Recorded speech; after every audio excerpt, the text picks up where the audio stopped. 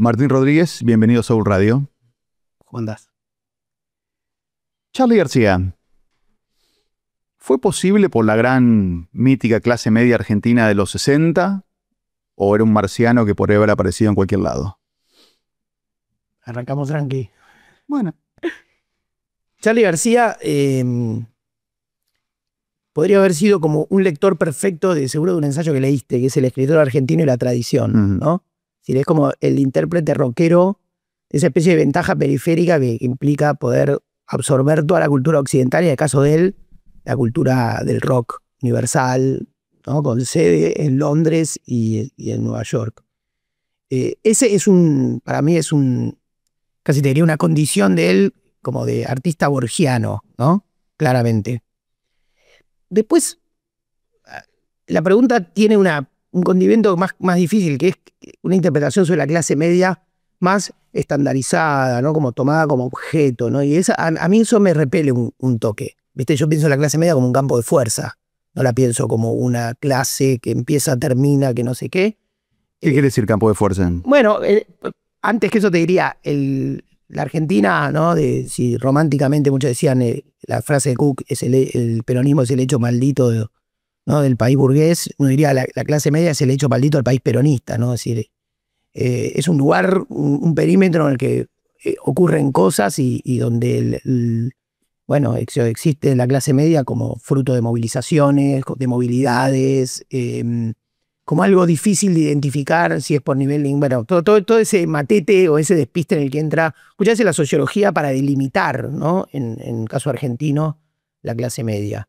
Sí, después las encuestas dicen que el 80% de los argentinos se consideran de clase media. La autopercepción, que es una vieja encuesta, me acuerdo que se difundió en 2010 y era genial, ¿no? Y es como a contrapelo, uno diría a contrapelo de batallas culturales que trataban de armar, ¿no? Como de unas grandes segmentaciones ideológicas de la Argentina, ¿no? Es decir, como si al final dijéramos en democracia, bueno, pero de clase media queremos ser todos, ¿no?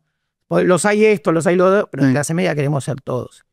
Entonces, en ese magma está Charly García, pero Charly García es una mente, a mi juicio, brillante, a mi juicio no intelectual, ¿no? Es decir, por ejemplo, del rock, vos decís, el Indio Solari es un gran intelectual, incluso te diría, es el primer intérprete del fenómeno ricotero. Es como su primer sociólogo. Después entra Horacio González, entran otros, pero es como el primero que ve eso, incluso en su disociación como autoanalista o digamos, analista de su propio fenómeno, ¿no? Porque su poética es más bien cerrada por momentos, misteriosa, hermética, bastante buena, ¿no? Muy buena.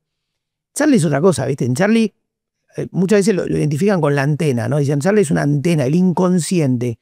Pero lo propondría en un sentido así, pero más salvaje, ¿no? O sea, tiene como cualidades anticipatorias medio inmanejables. Incluso Charly, explicando a Charly, no está a la altura de Charly. Hay una escena, para mí, que es como, porque también digo, Charly se vincula a la clase media. Tu pregunta conecta dos cosas que podrían vincularse. Charly se vincula a la democracia también, ¿no? A una idea de democracia. Por ejemplo, Charly prepara su gran banda, Serú Girán, ¿no? Sí. Y la prepara en Bucios, ¿no? Con Soca, su novia brasileña, y esos músicos que arman un Dream Team, ¿no? Que venían y se van allá, Billy Bond, rompan todo, después se volvió un productor, el Rock in Rio, ¿no? O sea, un gran productor musical en Brasil. Y Charly trae una canción otro elemento borgiano de García, que es que muchos textos o muchas canciones él las va como amasando y rearmando y reescribiendo, ¿no? ¿Viste? Y entonces presenta a Serú Girán. Y Serú Girán se presenta en un Obras en noviembre del 78. La primera canción es la primera canción que abre el primer disco, que es un disco desconcertante. De hecho, su gancho con el público viene en el segundo disco, que es La grasa de las capitales, que es como más explícito en muchos aspectos, incluso políticos. Pero acá hay una parte en Eitileda, la canción, que es genial, que es una estrofa. Es una pequeña estrofa que dice que a mi juicio, o sea, en noviembre del 78, presentado en público y alimentado por la misma electricidad argentina que alimentaba el país, que incluso alimentaba la ESMA, que ocurría a pocos metros, canta adelante de algún modo la escena de la transición democrática, la apertura democrática. Dice, quiero verte desnuda el día que desfilen los cuerpos que han sido salvados, ¿no?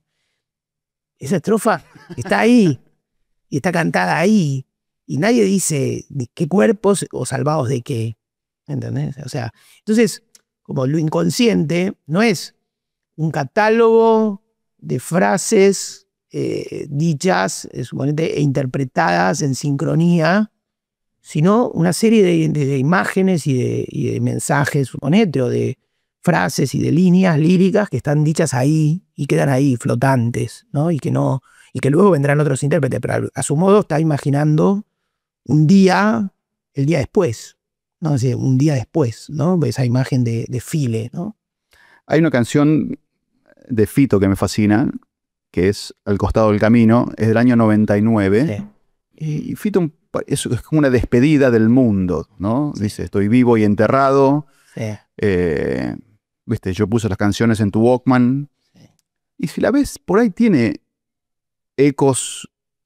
Es una canción como antipolítica, ¿viste? Como ecos del pre Sí. que se vayan todos. Sí, sí, claramente. La canción se llama Desierto. No, se llama. No, qué boludo. En esa canción, el álbum se llama Abre, Sí. y en esa canción, claro, incluye Desiertos, que te diría que es otra canción que dialoga con eso, con lo que vos decís, con Al lado del camino, ¿no? Y es probable que, digamos, en Fito creo que hay, haciendo un rastro más entre Charlie y él, tengo la impresión de que en Fito hay una autoconciencia un poco mayor, ¿no? O sea, Fito tiene una elaboración más intelectual, si querés, ¿no? Incluso, Sí, en la canción de Charlie no está Charlie, no, pero en la de Fito sí está Fito. claro. Y incluso hasta voy a decir, bueno, los diálogos de Fito a través de, incluso de sus amistades.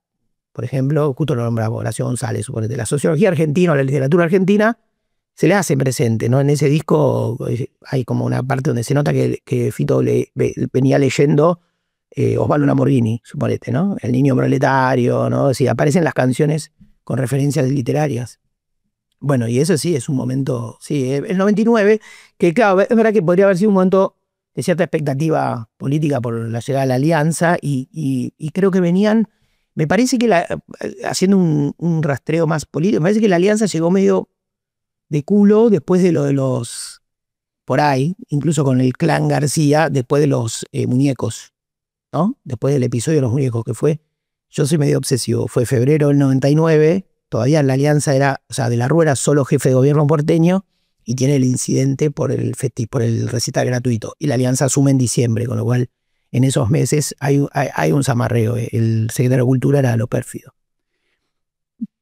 Pero yo también lo pensaba porque después Fito como recuperó un poco el entusiasmo político, ¿no? Y toda su generación, y un poco el progresismo que parecía desencantado de la política a fines de los 90, nada, un poco se volvió a encender políticamente.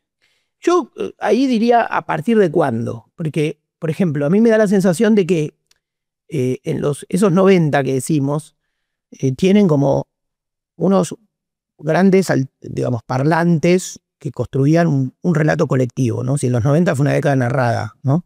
Entonces, voy a nombrar cosas que por ahí, no son las cosas o no sé, por ahí más exquisitas que yo, pero de repente el cine de Pino Solanas, el cine, bueno, el cine de Aristarain, las canciones de León Gieco, ¿no? Es decir, como cosas que eran masivas, que las veía o las escuchaba mucha gente, el rock, por ahí lo más refinado del rock chabón que podía ser Los Piojos, una gran banda, ¿no?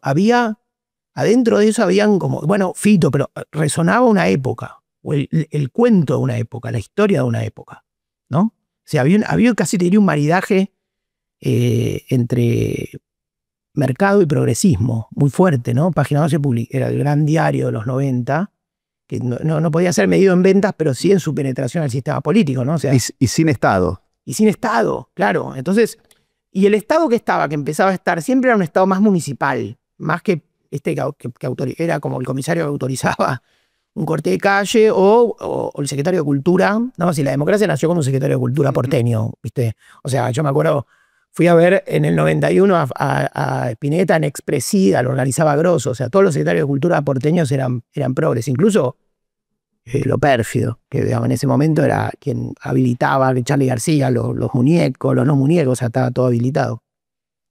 En esa parte, y entonces, como que tu pregunta es, ¿qué hay en el medio? Bueno, primero la crisis, una suerte de éxodo que puede haber sido económico. Y después viene el kirchnerismo, y yo te diría la estatización del progresismo. Y a mí se me ocurre que todas esas, digo, la última película de Aristarain es de 2004, que es Roma. Las canciones de León Gieco perdieron ese eco, no por ahí pone canciones en películas, pero digamos, se acabó esa idea. Yo me acuerdo, Bandidos Rurales podía ser un disco que organizaba un catálogo, ¿no? Era como agarrar un libro de Eduardo Galeano, ¿no? Sino de, ¿no? Era como era el apéndice documental de un informe del CELS, ¿no? Si la memoria, cuántos desaparecidos había en cada país. O sea, de golpe, como que la cultura se estatizó y por ende un poco se vació de cierta capacidad de narración colectiva. Bueno, en 2014 te preguntabas Sí. si el kirchnerismo había matado el rock y un poco te respondías que sí. Un poco lo mató todo y o sea, viste que el kirchnerismo estatiza el progresismo, a mi juicio, de algún modo lo reabsorbe. Entonces, ¿dónde está esa narración de época? Está en el Estado.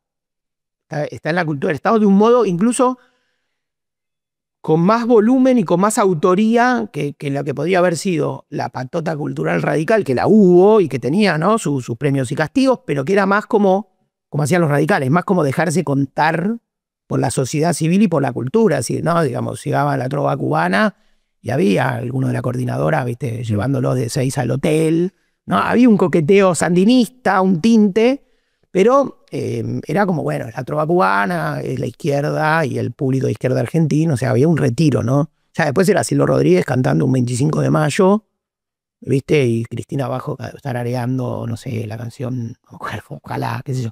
Entonces es como, bueno. ¿Pero estatizado pierde fuerza? La expresión, no quiero decir artística, que me suena muy seria, pero... Es que lo que se estatiza en sí, me parece a mí, como llevando más extremo de esta hipótesis, es como se estatiza la voz colectiva, ¿no? Entonces todos esos, digo, todos los discos, digo, vos hallabas en un disco de Fito del 99 canciones que hablaban de la época y después, si vos querés, en otros artistas, digo, Charlie se intoxica, suponete, ¿no? Es decir, se vuelve todo más intimista el arte, ¿no? Si se empieza es como si hay algo paralelo, lo digo con mucha prudencia, bueno, es mi tema, no sé, ni sé cuál es mi tema igual, pero te quiero decir, hay algo, no, te lo digo así, pero hay algo como paralelo entre, suponete, ¿no? Como decir así, entre esa cultura de Estado y literatura del yo, ¿viste? O sea, ¿no? Todos nos despojamos un poco más, ¿no? Pero tampoco hay que pedirle a los artistas que estén conectados con la época 40 años. Si invocan 10, 15 ya es un milagro, me parece. No, y tal vez estar conectado con la época es interpretarla, y tal vez volverte más intimista es un modo de conectar con la época también, porque decir, bueno, no, la época no me pide canciones, ¿no? Eso también puede funcionar así. Dijiste hace poco, me interesan los liderazgos populares con equilibrio fiscal. ¿Te encantó? Me encantó. Pero, digo, ¿Milei no es un poco eso? Liderazgo popular. Sí, Milei. Bueno, ¿en qué sentido es y en qué sentido no lo es? A ver, uno dice que con Milei es como que no. Cuando dice Milei es como una película en pleno o una noticia en pleno desarrollo. Milei es la expresión de consensos inesperados y es el primero. Digamos, Milei se construye, me parece a mí, como rompiendo o nombrando, en todo caso, tabúes que parecían construidos por lo menos los últimos 20 y pico de años, ¿no? Es decir, vamos a decir así, la democracia tiene dos transiciones. La primera, la del 83,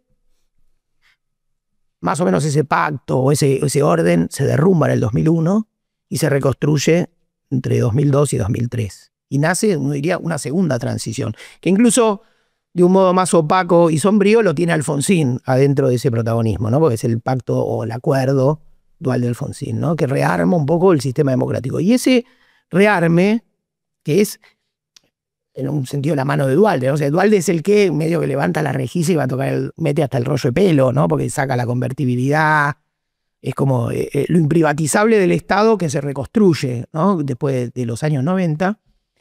Y luego el kirchnerismo, sobre todo Néstor Kirchner, que era muy astuto, arma un vestido de época, ¿no? O sea, combina más cosas que lo que puede hacer Duhalde, pero creo que la parte dura y costosa es la que hace Duhalde, ¿no? Y yo creo que este reconocimiento un poco tardío que está teniendo es sobre esa virtud. Más allá de todas las, viste que en cualquier momento dicen, no, que armar una identidad, ¿no? La película no es una pregunta por la identidad, si es una posible identidad dualdista, pero sí el reconocimiento a quien armó una cosa, no fue Vignone, no fue el último de un orden, fue el tipo que rompió, ¿no? Un tabú. Bueno, y armó una época. Y la época que se armó, de la que nace Néstor Kirchner y Mauricio Macri como dos intérpretes, casi uno diría, de esa larga noche del 19 y 20 de diciembre, Macri es como el hijo de la noche del 19 y Kirchner es más el hijo del 20, ¿no? Un 20 más mestizo, si querés, más de Piquete y Cacerola, y la noche del 19, que es por ahí más urbana. Pero se arma como una segunda transición, que a lo argentino, que es sobre acuerdos retroactivos, no es que se sentaron, porque además la política no tenía ni dónde sentar, los políticos estaban todos bajo vidrio polarizado, ¿viste? Hasta el espejito del baño estaba polarizado. Entonces, esa segunda transición arma sobre ciertos acuerdos. Y los acuerdos, como suele ocurrir en la Argentina, y cierta tendencia al enamoramiento del instrumento, devienen en el problema. Es decir, los acuerdos eran, bueno... A ver, yo te digo. Dale. Estado presente. Sí. No reprimir la protesta social. Sí. Planes sociales. Sí. Esos tres, Milei fue con todo frente a ellos. Claro. Y después algunas cositas más que digo que se fueron empalchando. Es decir, porque este sería algo así como, ¿cuál fue el acuerdo no estallar? El acuerdo argentino de no estallar. Entonces, una cosa que hace Kirchner, me acuerdo, muy discutido por izquierda en su momento, que era la reconstrucción del sistema financiero, ¿no? Kirchner, que era, digamos, bueno, se rearma el sistema financiero, decía, juega para los bancos. Me acuerdo clarito, o sea, más un argumento pinosolanista de la época, ¿no? No, Kirchner juega para los bancos. Bueno, se rearma el sistema financiero. Y ahí yo diría que como las épocas son procesos, entra el cepo, que era, bueno, que haya cepo. Sí, es como si fuese, para que no estalle, y el estallido fue, el Estado metió mano en la caja de ahorro en dólares, como si, bueno, que haya un cepo, si no va a estallar, pues no vas a ahorrar. Entonces era una especie de Estado. ¿Y qué fue pasando? Fue como achicando. ¿Sí? Entonces, aquellos primeros disyuntores para que no estalle terminaron siendo como parches y parches y parches. Una época que a vos no te gusta, pero sería como catalogada así, pero diría la era de la grieta, ¿no? Es decir, a partir de 2008, que es cuando ya no hay ese rebalse que producía la capacidad ociosa, la recuperación, la época de 50, donde todo era crecimiento. Bueno, ya no hay. Entonces, en algún sentido, Milei es como el tipo que, como decís, mete los dedos en el enchufe y rompe eso. La idea de una Argentina de equilibrio fiscal o de una macroeconomía sana, también hay que ver, porque tampoco es que, o sea, él está enamorado de esa idea, pero el pasaje de esa idea, ¿viste? O sea, yo, digamos, cada vez que gobierna Toto Caputo, estamos todos viendo y no se abre la ventana del avión, ¿viste? O sea, es complejo. Entonces, lo que no se vio es el agotamiento sobre esos consensos que había en la gente, ¿no? En el pueblo argentino. Y que eso es, o sea, el ajuste popular, el ajuste explícito, la motosierra, ¿no? Es decir, el riesgo, perdón, hago una línea más, pero el riesgo es si en la confusión de esa identificación muy precisa, quirúrgica, que él hace de esos consensos, no rompe la Argentina. O sea, porque una cosa es que me digas, te invito al cierre en vivo del Ministerio de la Mujer, y otra cosa es que me rompas el Garrahan, ¿no? O sea, viste como la línea que separa una cosa de otra, ¿no? O sea, hay cosas que son... Lo que creo que hace él, y que el problema de su enamoramiento, o sea, como este enamoramiento con pisar, planchar el dólar y todo, es romper su programa de sinceridad. Entonces, que la Argentina construyó épocas buenísimas o épocas sólidas, suponete, en momentos de gran verdad, ¿no? O sea, Alfonsín en 83 medio como que dijo, era el que decía la verdad, y decía, bueno, va a venir, voy a construir el Consejo de Sabios de la sociedad civil para que te digan lo que pasó en dictadura, y te decía, ¿no me crees? Pregúntale a Magdalena Ruiz Guiñazú, que la escuchás todas las mañanas, ¿no? Es decir, un poco esa idea. Y con Menem era, bueno, loco, mirá, yo les muestro el Banco Central, no hay plata, o sea, finalmente fuimos a hacer una convertibilidad, porque, y entre Duhalde y Kirchner también en un momento de sinceridad, ¿no? Y ahora como que, digo, esta época debería irrumpir y sostener ese discurso de sinceridad, ¿no? Como decir, yo a mí, obviamente, no pueden cagar a los jubilados, pero hay que decir que el sistema previsional está roto, ¿entendés? No se puede pedir, o sea, ¿qué hacemos? ¿Le damos acá a Argentina una impresora para que imprima toda la plata que necesita? O sea...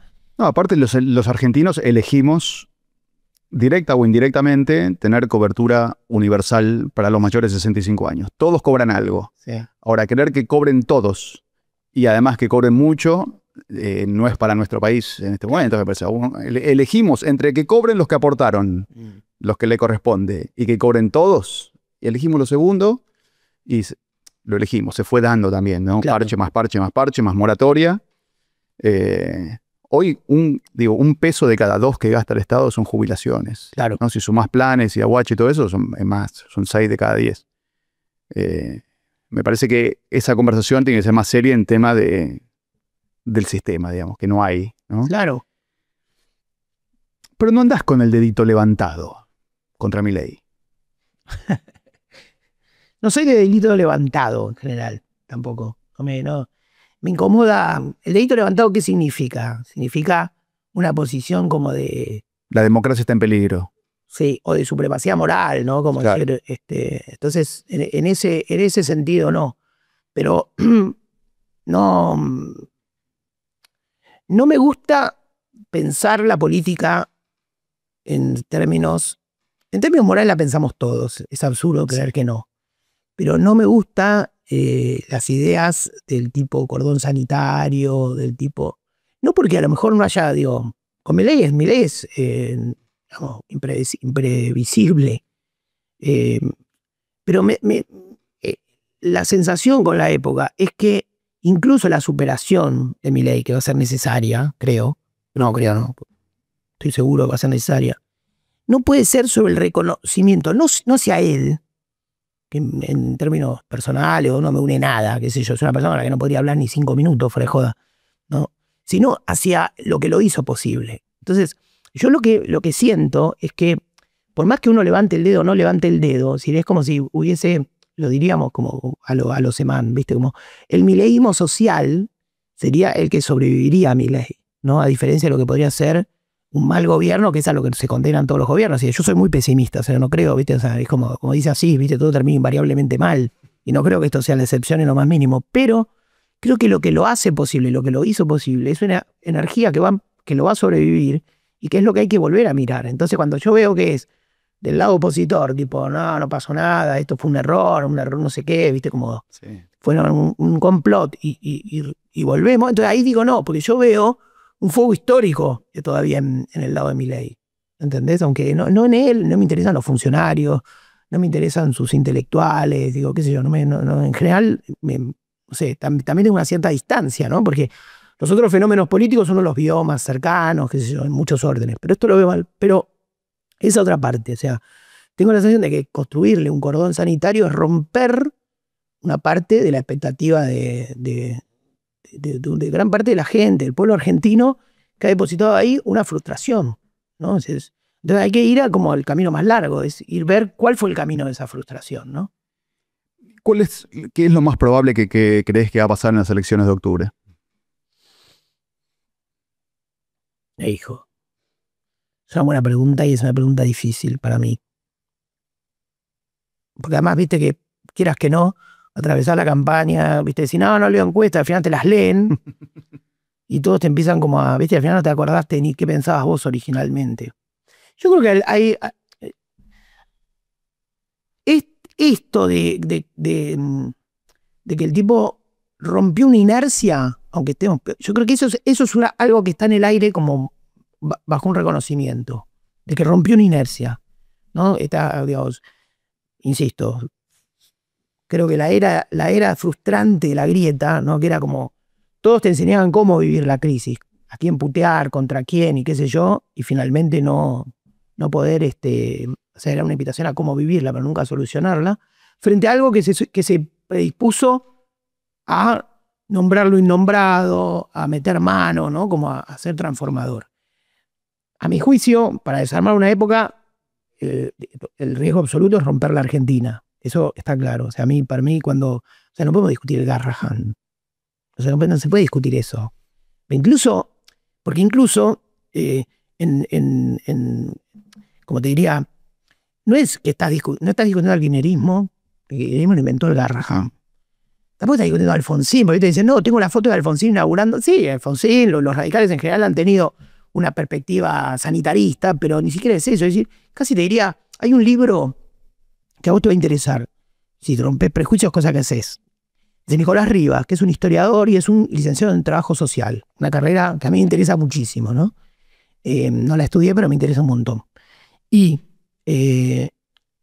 agarra y la reconstruye las primeras instituciones públicas creadas en la Argentina positivista, te diría post-fiebre amarilla, ¿no? Entonces, el Estado positivista, una de las primeras instituciones es la visita domiciliaria, que era un montón de gente que vivían, viste, en el barrio de Las Latas, golpeaban la puerta a los visitadores, que eran tipos de traje oscuro, te imaginás, un médico, un Sombrero. un sombrero, viste, como unos cuervos, que bajaban, golpeaban la puerta y veían cómo vivían, en qué condiciones, tomando qué agua, cuántos durmiendo en cada habitación, el hacinamiento, etcétera, ¿no? Es decir, si vos mirás, no sé, la ciudad Parque Patricio se creó casi como contramodelo del barrio de La Boca, es decir, un barrio con grandes instituciones públicas, con un gran parque, etcétera. Entonces, hay una parte que dice, bueno, la Argentina es eso también. Yo entiendo futuro, novedad, lo que vos quieras, pero el quiebre de esa tradición, que es una tradición, lo más interesante de la Argentina es que es inapropiable. Es como decía lo de Charly García, es un fenómeno de clase media, si lo viste como el chino Darín, si lo defino no me acuerdo la frase cómo era. Y acá es lo mismo, ¿viste? O sea, el peronismo en todo caso fue una consecuencia de la Argentina no es una consecuencia del peronismo. En mayo de 2011, Beatriz Sarlo fue a 678, Sí. una entrevista histórica, y entiendo que estabas ahí esa noche. Sí. Contá un poco cómo fue, o qué te acordás. Ella lo contó, vos lo viste el video, porque si no me ponen en un terreno de pudor y casi... Pero, ¿qué ocurrió? Yo conocí a Beatriz Sarlo antes, yo trabajaba en Canal 7, tenía un trabajo dentro de lo que era la gerencia del noticiero, sabía que iba a ir Beatriz al 678. Y como la conocía, había tenido con ella varias conversaciones y una buena onda, fui a verla. ¿Qué ocurría ahí? Ocurría lo obvio, que era que le iban a dejar sola como un turista japonés saliendo de una estación de subte. O sea, no sabía dónde quedaba nada. Y la encontré como, digamos, muy coqueta en la peluquería, arreglándose el pelo. En realidad todo el mundo mandaba maquillaje, qué sé yo, ahí en el coso. Le dije, te voy a acompañar una productora que estaba ahí, que tenía, viste, como tenía miedo de ser acusada de colaboracionista, acompañando a Beatriz Sarlo, viste, que me dijo, por favor, ¿te quedás vos? ¿Viste? Y me quedé ahí y la acompañé durante el antes y el después, y la llevé hasta el taxi. Hice una cosa de caballero. Lo que pasa es que ella lo reconoció porque es verdad que se jugaba muy de visitante. Yo estaba odiado, o sea, 678 me parecía una calamidad, y además, y justamente ella, que no era una mujer que necesitaba mimos, o sea, una mujer fuertísima, más fuerte que, incluso que las fuertes de 678, era más fuerte, Beatriz, pero me parecía que era injusto dejarla sola atravesando ese pequeño desierto, ¿no? En el después, Sí, cuando salían hacia el taxi, sí. ella sabía que esto había tenía una frase famosa o que había sido muy mirado. ¿Aquella que decía? ¿O salió nomás? Sabía. Intuyó todo porque ella, viste que en la descripción dice se respiraba en el aire. Y era un momento muy intuitivo porque si bien ella no tenía Twitter, pero supongo que algún mensaje le había llegado. Igual éramos poquitos en Twitter en 2011. Sí, pero había estado muy bien y me da la sensación de que sí, de que algo, de que yo incluso le dije, creo que le dije, la rompiste. Y fue. Lo que pasa es que además vos lo volviste a ver el programa, míralo, es increíble. Es increíble. ¿Por qué? Porque desarma el programa. En el tiempo, lo que hace, visto en el tiempo, es que el discurso de 678, el discurso envejeció por completo. Por completo. ¿Entendés? Y ella tenía, viste, como estaba parada sobre una suerte, como diría Borges, un presente eterno. O sea, ella lo que hace es, porque ¿qué hace entre otras cosas? Preguntarse por qué no respetaban las reglas de la lógica periodística, que era una cosa muy chiquita, que no eran las que estaban en un manual de Clarín, no, eran simplemente, digo, ponerle fecha, aparecés vos diciendo algo, yo para entender lo que decís, el contexto, dónde lo dijiste, pero sobre todo cuándo lo dijiste, ¿entendés? Ese tipo de cosas, ¿viste? La frase más famosa es el conmigo no varones. Sí. ¿Qué quiso decir con conmigo no varones? O sea, con quién sí, pero conmigo no. Bueno, a mí no me vas a vigilantear la participación o la colaboración en dictadura. ¿Pero por qué? Porque, claro, porque nos conocemos, porque yo Yo supe que vos, porque ella le dice, vos trabajaste en... y ahora no me acuerdo. Sí, en un diario. Claro, en eso. Con lo cual, ella lo explicita después de que le tiran el tema, porque no es que ella practicaba eso. Además, todos convivían con todos, ¿viste? Era absurdo. Era completamente absurdo, porque además la vigilanteada sobre la dictadura era, obviamente, que era selectiva y arbitraria. Y era absurdo porque, bueno, porque, qué sé yo. Bueno, por eso mismo, porque había otros a los que no se les tiraba encima, qué sé yo, ¿no? ¿Cuándo dejaste de ser kirchnerista? ¿Qué día de la semana es? Sí. A mí la muerte de Kirchner sí, a mí la muerte de Kirchner me hizo pensar, y si bien, digamos, tuve etapas de mayor participación militante, política, y momentos menos, tuve la impresión de que tras la muerte de Kirchner se desdibujó algo que era, se terminó de dibujar algo que era como el plan originario, ¿no? Que tenía que ver con una forma mestiza y más compleja. O sea, Kirchner era un poquito más complejo, aunque fuera acusado del hombre de las 200 palabras y lo que quieras, porque había algo, me acuerdo una Ana Natalucci había escrito algo en Panamá que era como que se rearmó una coalición, aquella coalición de Kirchner, que era una coalición donde el poder era un poco más colectivo, entre comillas. Es decir, se le reconocía poder al sindicalismo, se le reconocía poder a las intendencias, se le reconocía poder a los gobernadores. Era una cosa donde se colegiaba más el poder. Sí, vos has dicho que después del triunfo de 2011, Cristina dice, claro, ustedes no existen, exacto, solamente yo. No, de hecho... Y los egresados del Nacional de Buenos Aires, después si te cito bien. Claro, después del 2011 incluso pasa una cosa genial, que es que... genial, qué sé yo, visto ahora, pero se larga Unidos y Organizados, que es un modo como de depurar, ¿no?, el kirchnerismo anterior. O sea, hay muchas cosas donde Cristina, no confesadas, pero donde ella reelabora la herencia política de Kirchner, ¿no? Hay zonas donde ella se va como... Esa es una, que es como decir, bueno, yo no le debo poder a nadie. Es decir, la lectura del 54% de una campaña que tal vez el momento más lúcido de Cristina fue la campaña de 2011, ¿no? Que fue una campaña muy, digamos, muy inteligente, como sea, vos mirás los spots, la fuerza de la ciencia, parecía una campaña de la sociedad civil hacia Cristina, o de Cristina dialogando con la sociedad civil. Sí, es la de la sintonía fina, de hecho. Claro.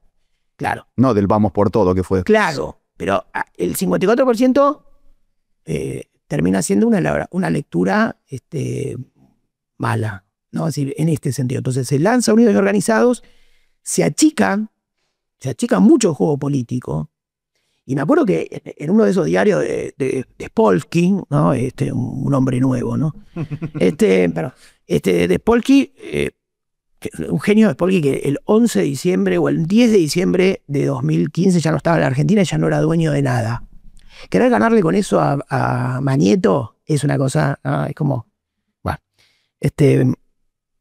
ganarle, qué sé yo, pero digamos, querer, ¿no?, con alguien sí, tan inescrupuloso, bueno. Y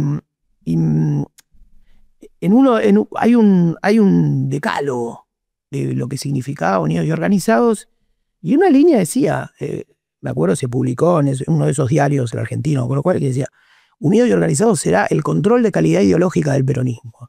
Y era una frase muy fuerte, que incluso en el diálogo histórico que suele tener el peronismo, ¿no?, con lo que eran los momentos de control ideológico, ¿no? Y eso, yo creo que ahí una época y en la fundación de un estilo y una identidad nueva y aparentemente superadora del kirchnerismo, yo me quedé afuera. Decidí quedarme afuera. Y como todo, es un proceso, ¿no? Hablemos un poco del peronismo, el ex Partido del Orden, ¿no? Cicconi, mi amigo Luciano Cicconi suele hablar más con ese léxico.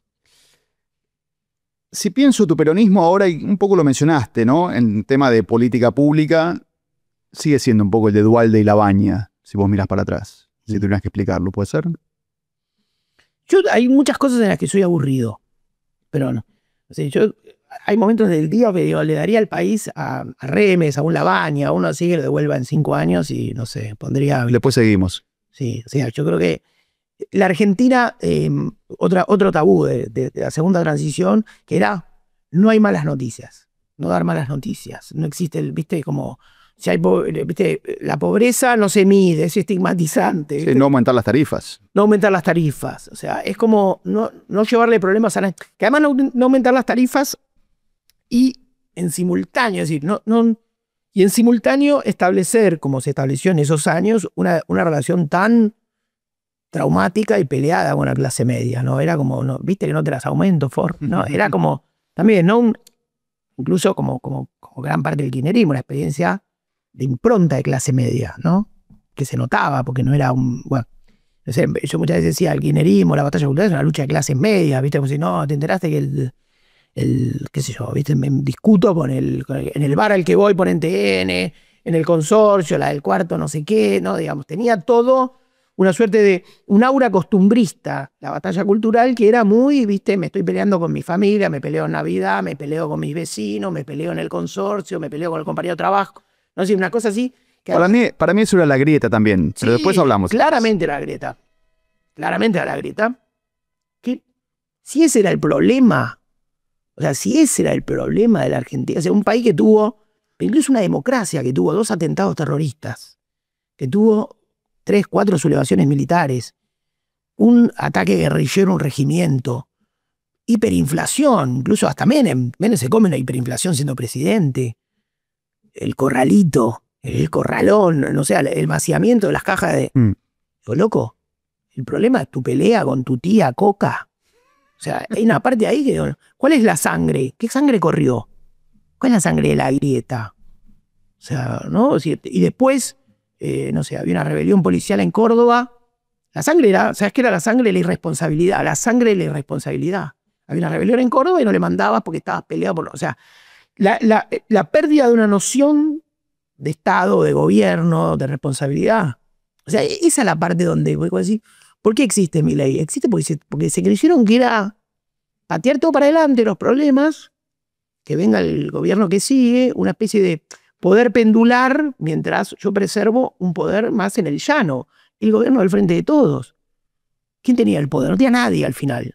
O sea, todos decían que el otro lo tenía y todos querían que el otro lo tenía. Porque a Martín Guzmán lo volvieron loco como ministro de Economía y cuando había que, obviamente, Massa fuma bajo el agua, digamos, uno de los que volvía loco era Massa, el beneficiario de su salida. Pero a la vez, el contexto de su salida no era tan... De hecho, hubo en el medio, fue medio las presidencias del 2001, que Bataki, que no sé quién, nadie, viste, como que no sabía quién agarrar el Ministerio de Economía.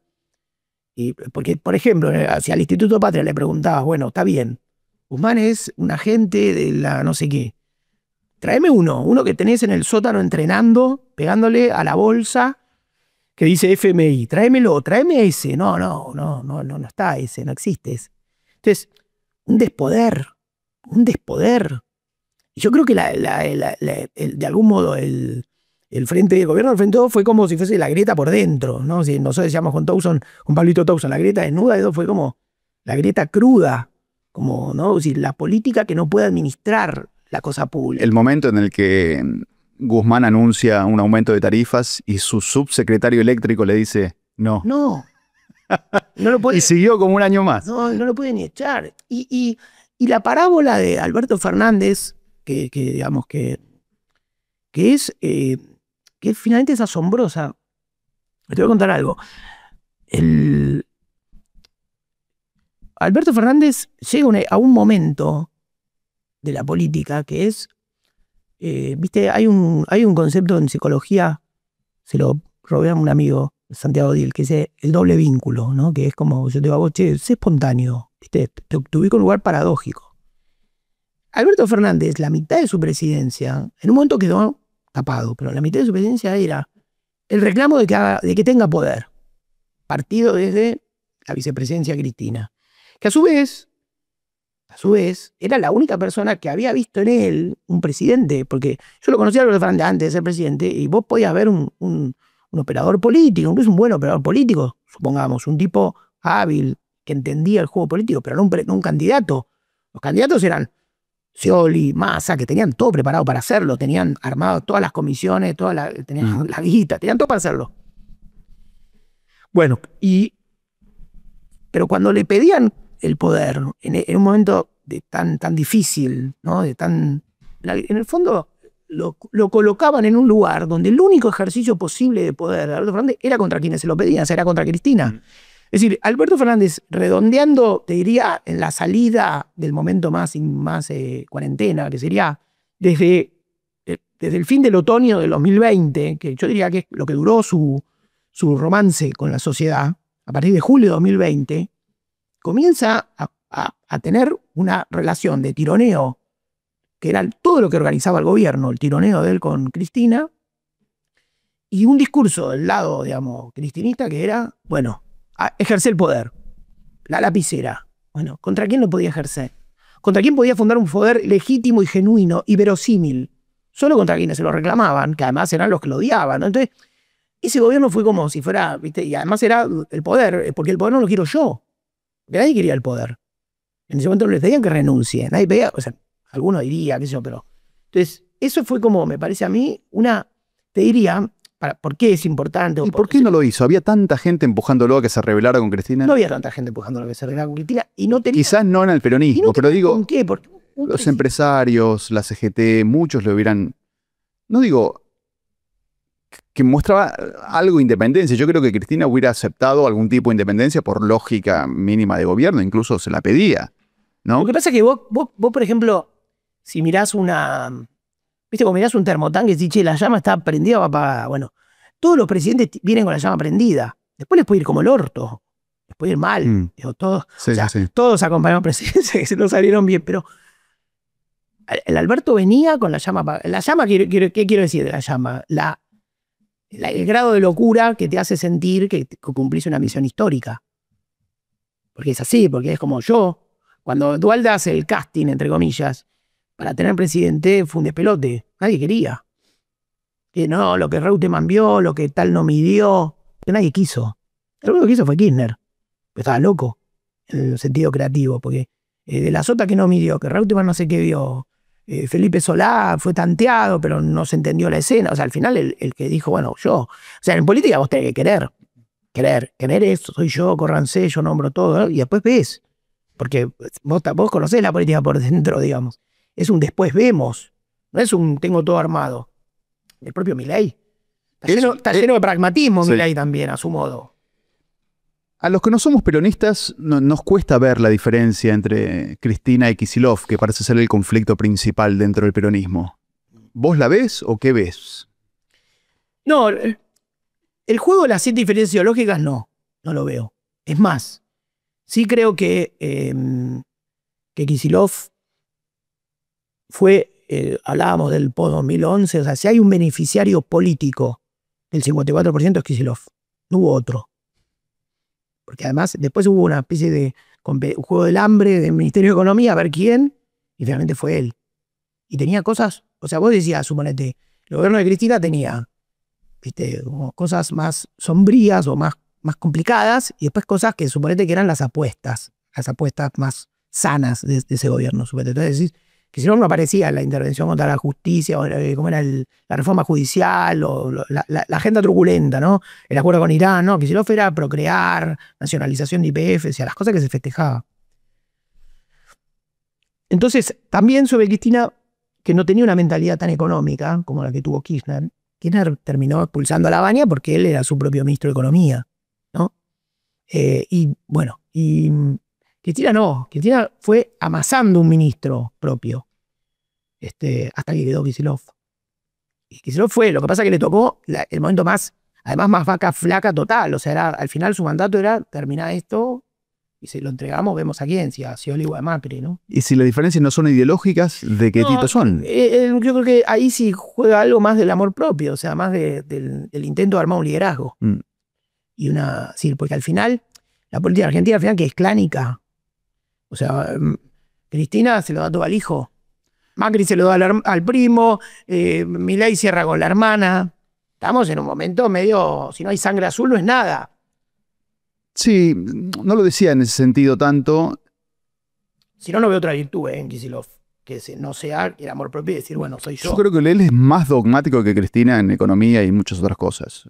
Se hace menos preguntas que Cristina. Cristina es más capaz de revisitar sus ideas viejas que Kicillof. Pero tampoco lo veo muy abierto en su manera de liderazgo. Y lo que quiere decir es como que al peronismo, hay muchos esperando el peronismo racional que se levante contra el kirchnerismo. Sí. Y no viene ocurriendo. Los que lo hacen, los cordobeses quedan afuera, Sí. por decisión propia. Y no parece que eso ya vaya a pasar. Creo que eso muestra que por ahí este llano del peronismo es más grave, más difícil. Sí, y seguramente más necesario, que sea un llano en serio. Eso sí, que sea un llano en serio. O sea, en tal caso, ¿En serio que decir largo? al menor costo social posible. Porque tampoco la política no es una alquimia mientras el lobo no está. O sea, quiero decir, la política, o sea, la Argentina no es un experimento ideológico, la Argentina es un país, ¿no? Digamos, está buena la nota de esta semana de Roberto Bargarella sobre donde hay una necesidad, ¿no? Digamos que él trabaja sobre la frase de Eva Perón, donde hay una necesidad y hace un derecho, y cómo el gobierno termina desarmando algo y dice, bueno, y aparece un poco el piso constitucionalista que delimita de qué estamos hablando. Cualquier necesidad, un capricho es una necesidad, un tipo de cambio es una necesidad, o sea, Sí. o estamos hablando de las necesidades vitales. Entonces yo diría que esa es la parte donde digo, no sé si es un cordón sanitario, pero uno diría, bueno, no se puede romper el piso de necesidades vitales. Eso no puede ocurrir, ¿no? La Argentina puede ser un experimento de todo, sobre todo. ¿Ya? Pero sí creo que de cosas, ahora sí puede haber, pues en todo caso el reclamo sobre el peronismo, que vos decís el reclamo es, ¿por qué no hizo el ajuste el peronismo? El desafío era hacer el ajuste, no esta especie de comentarismo, todos corriéndose por izquierda y nadie queriendo, o sea, todos quieren la lapicera. O sea, la pelea del peronismo es por quién tiene la lapicera, no quién tiene el poder. Es decir, en todo caso, el poder es la lapicera y es un poder elector sobre alguien y sobre un poder. Viste, yo no voy a vender la casa, siempre la voy a alquilar. Es un inquilino del poder, nuevo inquilino del poder, porque el problema con Kicillof era que él quiera ser candidato o que él haya dicho antes que el protocolo de decisión, ¿entendés? Porque yo no sé si Máximo quiere ser candidato a presidente, no tendría ni... Por ahí uno diría todos quieren todo, está bien, pero la veía lejana. Él lo que quería era que todos hagan el besamano, el protocolo, la fumata y la lógica, viste, decisoria. Bueno, eso es lo que Kicillof rompió. Te diría su gran gesto audaz, pese a ser, como vos decís, el mentor de un dogma. O sea, es la parte donde se muerde la cola esa escena. Vos decís, el que menta el mayor dogma ideológico en materia económica de Cristina, que a mí me gustaría que esa Cristina que revisa, pero que lo revise o lo puede revisar en los hechos. Sí, no solo en las redes. Porque la desgracia argentina es que Vudú, que estaba más sucio que una papa, pero también era de algún modo, dice digamos, era el que también le planteaba a Cristina en 2011, ojo, por ahí podemos revisar el modelo y tal vez romper algunos tabúes de ese modelo. Entonces, hay que ver. Bueno, eso es... Yo la escucho a Ofelia, por ejemplo, diciendo, basta del cuentito de la unidad, tenemos que representar algo, tener una identidad más clara. Y me gusta lo que diga, yo estoy podrido también de los reclamos de unidad a cualquier costo. Pero cuando trato de rajar en Ofelia y en los streamers y no sé qué, cuál es el modelo de país que hay, tampoco hay. Ahí no hay imaginación. Hay como una imaginación sobre cómo crear, renovar el periodismo, pero no hay imaginación sobre qué hacer con el país después. No, digamos, es como solo una pura pulsión distributiva, ¿no? Vos decís, lo que merece la Argentina y lo que debería ocurrir en el peronismo es un procesamiento distinto, más profundo, que tenga que ver con eso. Con que, o sea, con que no esté solo, ¿viste? Decís, ¿qué vamos a hacer? Vamos a aumentar las jubilaciones y dar un golpe de retenciones al campo, eso es todo lo que tenés. Esa es toda tu imaginación. Ese sentido sería, digamos, la parte desértica de ideas que tiene el peronismo, pese a que está en una dinámica de discusión de poder que parece muy vital. Y a la vez te diría, reducido geográficamente. O sea, un peronismo... O sea, yo sé que ahora, viste, es un bodrio, porque son los lugares comunes, repetimos todo, pero bueno, pero es la política discutida en el AMBA. Esa es la parte, por ejemplo, también que te diría del modelo dualdista de gobernabilidad. Gobierno del área metropolitana de Buenos Aires. Tracciono desde el peronismo bonaerense a todos los peronismos. Sí, vos decís el AMBA, en realidad es el GBA. GBA. Claro, el GBA. Entonces, vos decís, Dualde obtiene en octubre del 2001 el 37% de los votos. ¿De acuerdo? Perfecto. Del 99. Del 99, ¿qué dije? 2001. Del 99, no, pero está bien, el 2001. En el voto bronca, Sí. él gana en provincia. Sí, para senador. Claro, la verdad es que Alfonsín era candidato de la Alianza, Sí. bueno, y él gana, o sea, obtiene el 37%. Momento de voto bronca. Y él con ese 37%, es como que dice, bueno, ¿quién es el que más puede? Después viene el experimento, la salida de la Rúa, Sí. Rodríguez Ay, yo qué sé, pero él, desde ahí, desde el poder bonaerense, tracciona a todo el peronismo y tracciona al país. Así, es un eje, digamos, por el que rota el poder en la Argentina. Y eso no cambió. Tan así que vos dirías, el kirchnerismo, que nace periférico, en algún sentido, nace patagónico, el sur, el frío, los pingüinos y qué sé yo, tiene una transformación. Incluso, bueno, la muerte de Néstor Kirchner es un poco la muerte del patagónico del kirchnerismo. Y Cristina y Máximo Kirchner, digamos, terminan finalmente representando una opción bonaerense, ¿no? Si se cierra sobre eso, entonces uno dice, vuelvan a agrandar la Argentina. O sea, el kirchnerismo fue como, vete, achicar la Argentina para agrandarse a sí mismo. Entonces, decir, bueno, vuelvan a agrandar la Argentina, ¿no? Esa es la parte cordobesa, ¿no? Cuando uno nombra Córdoba, lo que está nombrando no es un modelo, que eso lo puede hacer bien mi amigo Fede Zapata, sino el llamado de atención sobre una Argentina más grande, ¿no? Sí, ahora encima, digo, esto sigue así al punto de que los analistas creen que el futuro político del gobierno se juega en la elección del 7 de septiembre, la tercera sección electoral, ¿me entendés? Que ya ni siquiera es el conurbano, en la mitad. Pero eso es una cosa sincera, porque es como decir, bueno, es donde está el punto de tracción, la concentración de poder que tracciona al resto del peronismo. Yo peleo contra esa interpretación. Digo, midan cantidad de diputados antes, cantidad de diputados después. No nos obsesionemos ni con la provincia. Sí. Pero nada, los mercados no me hacen caso. Es así.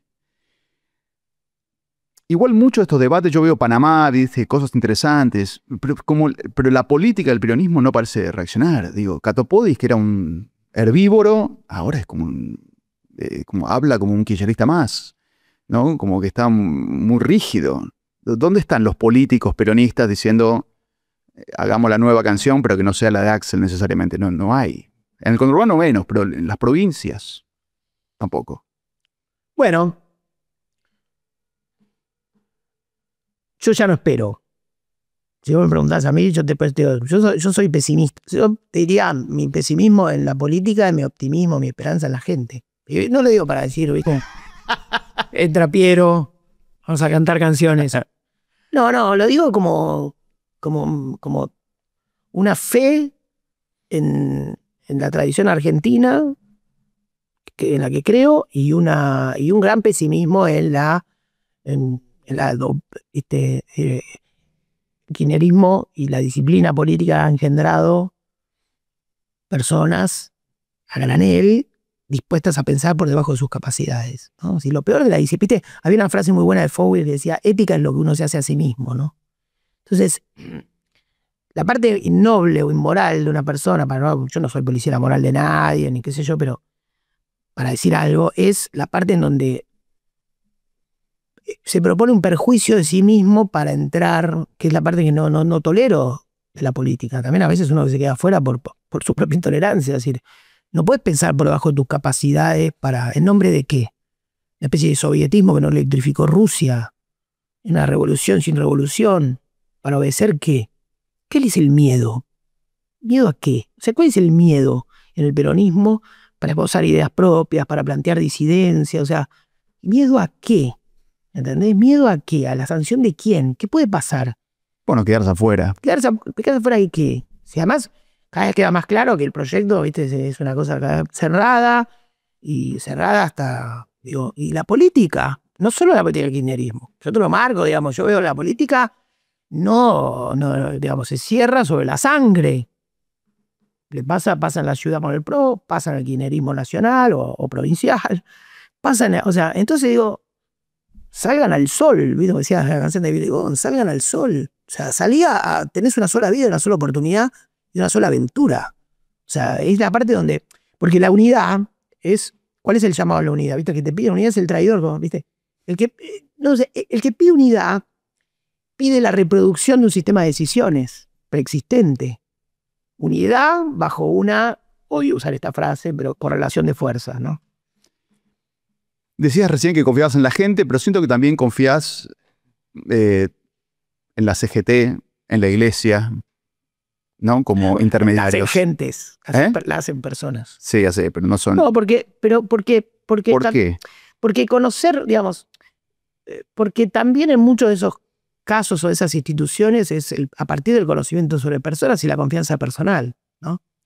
Si la iglesia es Gustavo Carrara, si la iglesia es... después decir, no, el pobrismo, no importa, es aquellos que asumen una responsabilidad. Yo no le estoy pidiendo a un cura que me diga cómo organizar la Argentina, la economía. Así que, la parte de la sinceridad o de la verdad que nos falta en la política tiene que ver con la verdad. Como decía Perón, la única verdad es la realidad. Es decir, con la realidad de asumir las responsabilidades a cara descubierta. Una iglesia que no es capaz de dejar a los pobres a la intemperie. Un sindicato que no es capaz de abandonar la representación sindical. ¿Hay sindicatos tránfugas, chanta, montados sobre el negocio? Sí. ¿Todos son así? No. Y la fuerza de la Argentina también es una fuerza de representación sindical. Y es algo que atraviesa también a la clase media, porque vos pensás bancarios, docentes, médicos, un montón de gente que tiene representación sindical.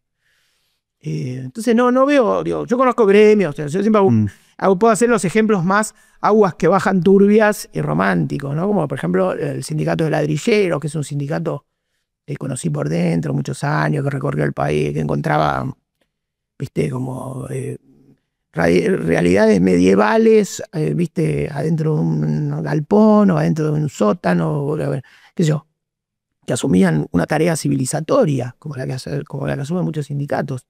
No veo un problema ahí. Tampoco veo a Milei tan... Digo, el CGT también está el tema de... La CGT es la CGT. La CGT es la central que representa a la mayoría de los sindicatos en la Argentina. Sí, pero hay poca renovación, hay una desconexión de las bases. Se dice mucho por izquierda muchas veces. Sí, se dice mucho por izquierda y se hace mucho y existe mucho una desconexión, pero que también, y no tanto, digamos, por supuesto, vos decís, hay tipos que están hace 50 años como grande valor del tango, sentados ahí en algunos sindicatos, y bueno, pero después hay que verlos por seccional, o sea, hay que ver qué ocurre ahí adentro. El tema es cuando vos le pones un candado y decís esto afuera. Que es lo que te digo, a veces pasa, es como decir, van a confundir la Argentina con el kirchnerismo, entonces van a romper la Argentina, o sea, vas a confundir ciertos exponentes de la CGT con toda la CGT, con todos los trabajadores asalariados y bajo convenio, y entonces vas a romper a lo que queda de una viste, que voy a decir, ¿cuántas cosas quedan en la Argentina después de tantos años? No quedan tantas. Bueno, esa aristocracia obrera es un valor. Otra autopsia del Frente de Todos, del gobierno Frente de Todos, es como que dice que el progresismo infectó al peronismo. ¿Coincidís en qué sentido? ¿O cómo lo ves? Yo no tengo o sea, yo coincido en un montón de cosas, ¿viste? Yo digo, me parece como que en la Argentina te podés casar con una lechuza, pero no podés pedir un crédito hipotecario, ¿no? O sea, yo creo que hay una parte del empoderamiento de la sociedad que se despatrimonializó. Y eso no sé si es el progreso. Todos ahora quieren ser antiprogres, ¿no? Si está lleno de gente que, digo, por suerte existe Instagram y vos revisás y están todos pañuelo verde, qué sé yo, y ahora, viste, el santo, o sea, no me importa el juego de identidades. Además, dicho, visto, expuesto por gente que pertenece a una cierta ecología, que no, las cosas son más, o sea, a esas imposturas o esas visiones como que perforarlas y mirarlas profundamente. Y ahí como que digo, bueno, en la profundidad, creo que por ejemplo el peronismo no tiene una visión de la economía. Tiene una visión arcaica. No, la macroeconomía. La macroeconomía es reconstruir la vida cotidiana. Entonces, viste, decir, la inflación no era un problema, el déficit no era un problema. O sea, entonces, eso es una deuda, que es la vida cotidiana. O sea, mirar ¿viste? La vida común de la gente. Sí, sí, es mi campaña de toda la vida contra el kirchnerismo. Lo otro Entreguen la macro y después discutimos otra cosa. es algo más que la macro, además, porque es una visión de que, viste, como de poner en juego todo el tiempo mi identidad, mi cuerpo, mi decisión, mi cargo, ¿no? Mi secretaría de asuntos importantes, ¿no? O sea, todo eso es como lo que es un ruido que para mí ensordeció y que no nos permite ver, como, viste, ahora que está de moda ver la profundidad del mar, viste, habría que poner de moda, no, habría que poner a mirar la profundidad de la sociedad, a ver qué encontramos. Y yo creo en ese sentido, Milei, la campaña de Milei y el fenómeno de Milei, viste, es como si te diría que el observatorio del fondo marino es un poco, viste, Pablo Semar, el observatorio del fondo mileísta, ¿no? Y ver de qué está hecha la sociedad argentina que votó a Milei. Entonces hay una desconexión.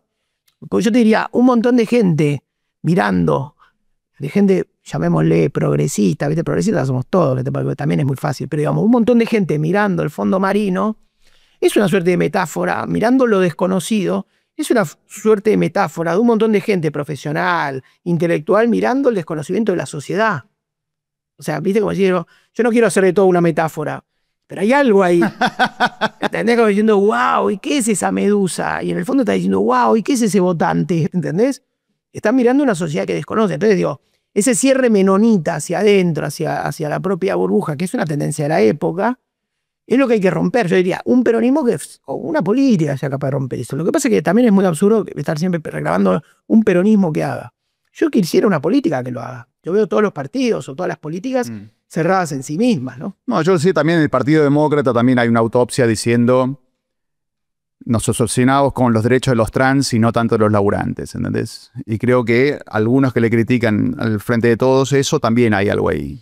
Seguro, seguro. A mí igual en general, viste, como me agarra una piedad y decir, no sé, patear en el piso, hoy por hoy, ya creo que tras esa etapa de discutir esa especie de progresismo, esa pasó por, ya está. O sea, yo creo que además, te diría algo, Hernán, fue superado por la confirmación. Sí, efectivamente, algo de eso ocurrió. Y lo saben todos los ex progresistas que ahora parece que son afiliados al GO. ¿Entendés? Entonces, bueno, sí, efectivamente el kirchnerismo, viste, no repartió más panes y puso a repartir peces, ¿no? Para ganar elecciones, el peronismo siempre necesita una parte de la clase media. Yo sé que es una categoría de la que tenés dudas. No, bueno, sí. Pero bueno, no lo del hecho maldito del peronismo. Sí. Pero yo veo que ahora está muy encerrado lejos de la clase media el peronismo, ¿no? En parte de esto es decir, no tiene una visión económica, no tiene una visión sobre la corrupción. ¿Hace falta que alguien en el peronismo diga afanar está mal? Sí, pero además yo creo que eso ni siquiera es de la clase media. O sea, yo creo que el afano o que la condena al afano y la cuestión moral no es patrimonio de una clase. Yo creo que es, digamos, es algo extendido, ¿no? O sea, hubo una subestimación. Muchas veces hay una suerte de eso mi amigo Pablo Tauson lo llama el goriperonismo, que es hacer del peronismo, o sea, hacer un peronismo, una suerte de monstruo, hecho con lo que vos suponés que los gorilas o que la clase media odia el peronismo, ¿no? Como diciendo, el chori, viste, los planes, viste, al final viva los planeros, viva los punteros, viva el chori, viva no sé qué, viste, como si fuese una caricatura hecha un poco en espejo del prejuicio ajeno. Entonces, pero al final también es una forma de una construcción prejuiciosa de tu propia, ¿no? Del propio peronismo. Entonces, bueno, muchos de los recién llegados sobreactuaban eso, ¿no? Claro. Tipo Sabatella, ponele. Claro. Siempre me hizo gracia. Claro, entonces hay como una cosa de somos los feos, sucios y malos.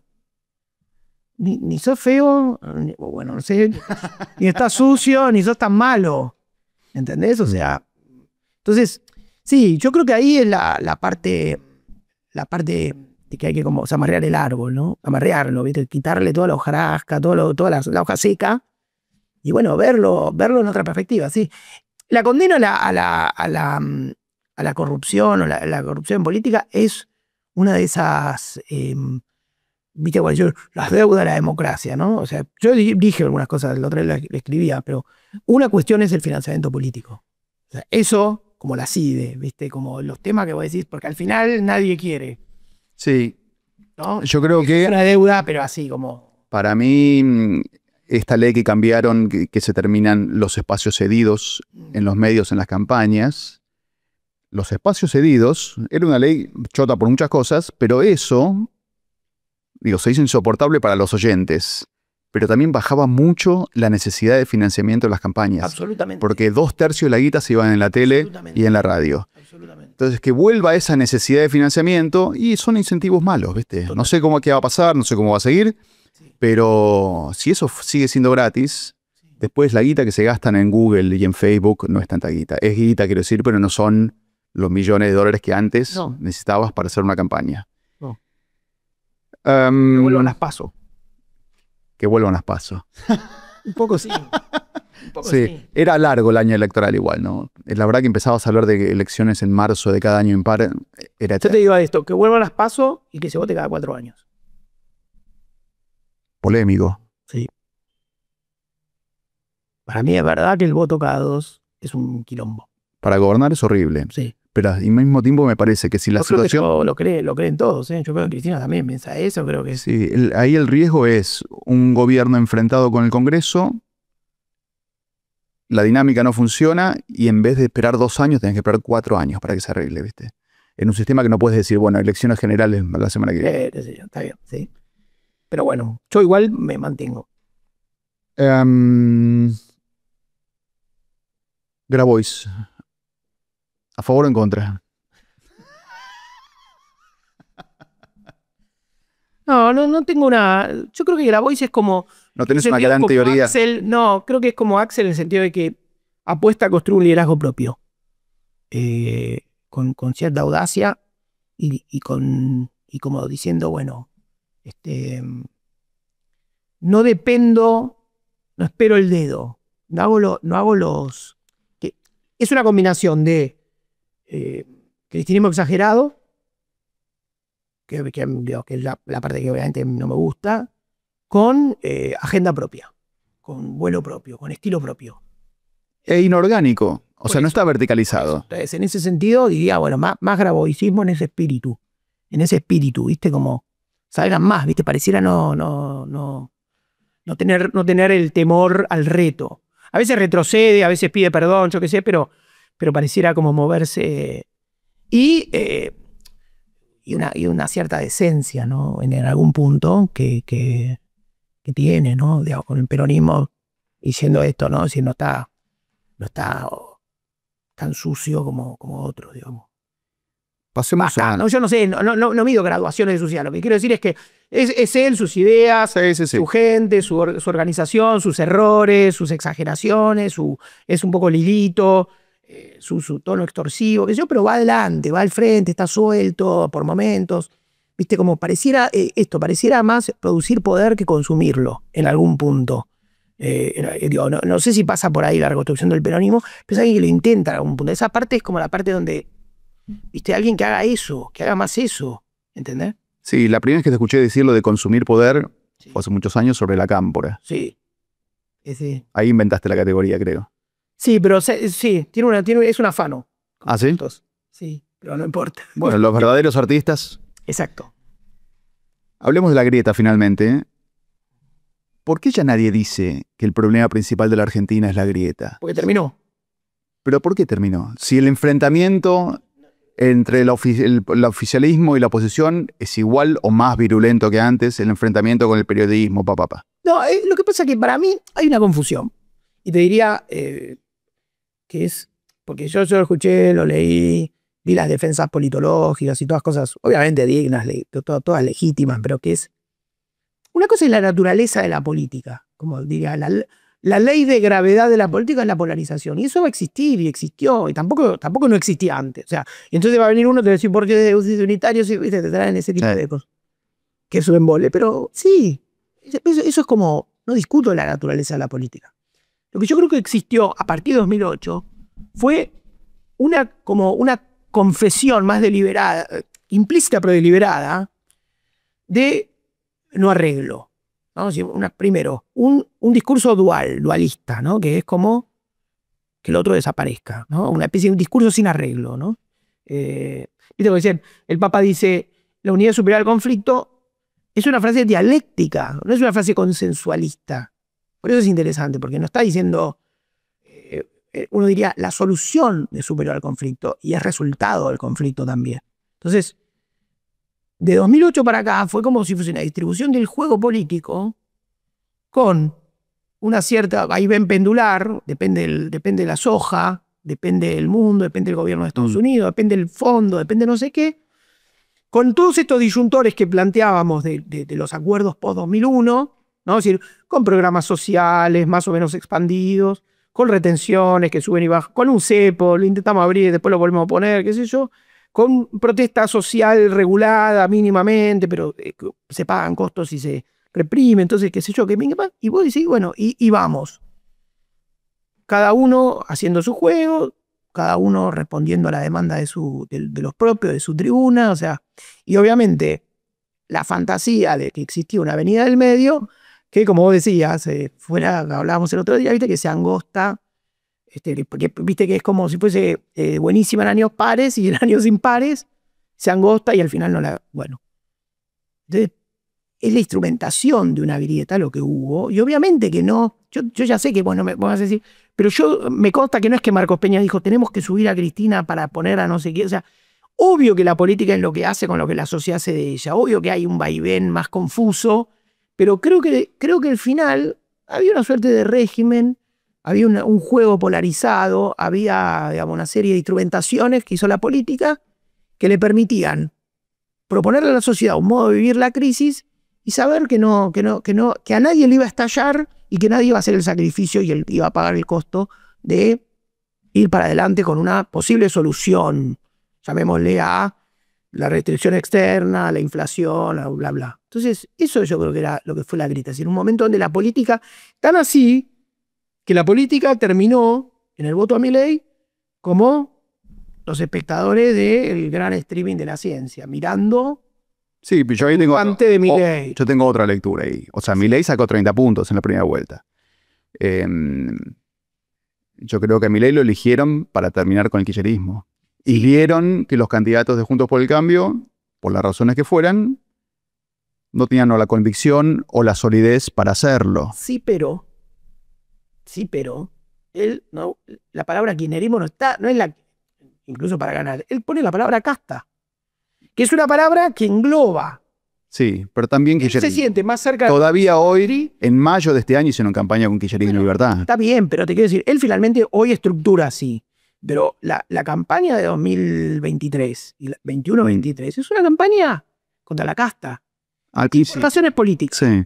Es más antiquinerista que antiperonista. Él imagina que hay un pueblo peronista, una base de militantes peronistas en disponibilidad, como decía Germani. Y a la vez, viste, él fue, escúchame, odiaba ¿cómo es? Al de Jujuy, al gobernador radical. A Morales. A Morales, pero lo odiaba más que la MAC. ¿Entendés? Más que la campaña por Libertad Milagro Sala, lo odiaba más. Odiaba más a Larreta que Macri, finalmente. O sea, odiaba a Lustó, odiaba a los radicales. O sea, yo te diría, incluso si mirabas las cuentas de Santiago Caputo, el 10% podían ser contra el kirchnerismo, el resto era contra Clarín, contra el macrismo que no se resiste a ser desalojado de no sé qué. O sea, entonces yo lo veo, en ese sentido lo veo más complejo, diciendo, meten toda una experiencia histórica fracasada, la ponen bajo la palabra casta y la enfrentan. Está bien, vos decís, tiene un 30%. Y bueno, después desmenuzan. No, pero igual... La parte del voto duro, macrista, antikirchnerista, entra ahí, pero así.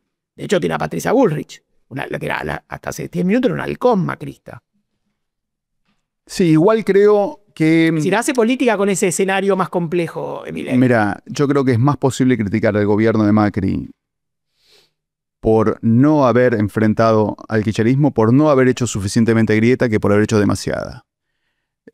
O sea, tu lectura es parecida a la que hacen, no sé, Horacio Rodríguez Larreta o que la que hacen Emilio Monzó. Gracias. Tus socios. Socios, no, eso no son socios. Pero cuando la primera etapa del gobierno era unir a los argentinos, frenar el péndulo, no cambiarle el nombre al CCK, pero... no hablar de la historia, el metro cuadrado, o sea, te mejoro la vida cotidiana y no te propongo una épica política. No, pero eso es Idealmente... sobre ellos, que no es lo que yo pensaba. Vos estás diciendo una cosa que... No, todo esto es explícito. No, está bien, pero esos son, suponete, no sé, supongamos, el intento de Larreta o el intento de Macri en el primer... No, Larreta... Te diría lo que decía Durán Barba. Claro, que era... Porque, a ver, Durán Barba también desdeñaba la intensidad política. Sí. Todo tuvo un recorrido y un proceso más puntual. Eso digo. Esto era el rechazo a la intensidad política. Y eso era muy del macrismo. Eso es lo que estoy diciendo yo. Sobre todo en el momento... Eso no conjuga bien con la grieta, quiero decir. La falta de intensidad. La grieta es intensa. Lo que pasa es que había una a ver, el kirchnerismo tuvo una etapa que fue hegemónica. La primera parte. Me acuerdo, ya que la nombramos, Beatriz Salo en un congreso del Partido Socialista, no sé, en Teatro Zapartí, diciendo a los socialistas, les agradezco que no hayan ingresado al kirchnerismo. Primera etapa. Eran de 2001, 2002 a 2008, ¿viste? Eran los 7 años del Tíbet. O sea, no voló una mosca y era hegemónico. Pasaban cosas con la Argentina siempre, ¿no? Bloomberg, no sé qué. Los cuadros, yo qué sé, pero era hegemónico. Fontevecchia, era la discusión con la vocación hegemónica del kirchnerismo, como la había tenido Menem en los 90. ¿no? Clarín O también. incluso Alfonsín en su momento con el tercer momento histórico, que parecía que era como pararse por encima. Bueno, después viene la época de la grieta, y era elige tu propia aventura también. Era como tu política, tu identidad, tu 678, tu 876, o sea, era como... Y es probable que para obtener la mayoría electoral, el juego, ahí, porque también Cristina en 2011 fue más la fuerza de la ciencia, el chiquito de anteojos, ¿no? Todos en campaña son un poco más Obama.